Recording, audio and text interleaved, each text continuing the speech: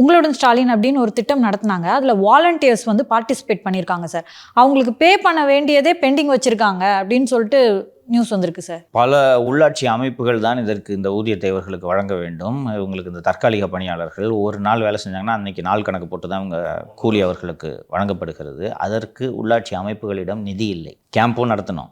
ஏற்கனவே தான் நம்ம சொன்னோம்ல, அதுக்கான இந்த ஷாமியானா போடுறதுக்கு கூட நிதி ஒதுக்கப்படவில்லை. அவர்கள் இந்த உள்ளாட்சி பிரதிநிதிகளிடம் கோரிக்கை வைத்து அந்த முகாம்கள் நடத்தப்படுகின்றன அப்படின்ட்டு நம்ம ஏற்கனவே சொல்லியிருந்தோம். அந்த அடிப்படையில் இது ஊதியம் வழங்காமல் நிறுத்தப்பட்டிருப்பதற்கான காரணமும் உள்ளாட்சிகளில் நிதி இல்லை. நாள் ஆக ஆக இந்த அரசு கடுமையான நிதி நெருக்கடியை சந்திக்க இருக்கிறது. அதோட நீட்சியாக தான் இவங்களுக்கு இந்த ஊதியம் வழங்கலை.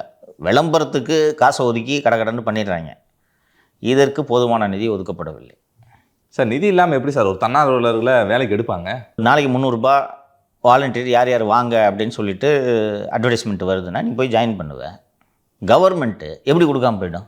இன்னொன்று, போய் ஜாயின் பண்ணும்போது அட்வான்ஸாக கேட்ப வந்துடும்ன்ற நம்பிக்கை தான் வந்துடும். ஆனால் இதுவும் வராமல் போயிடும், ஏமாற்ற போகுது அரசாங்கம்னு நான் சொல்ல.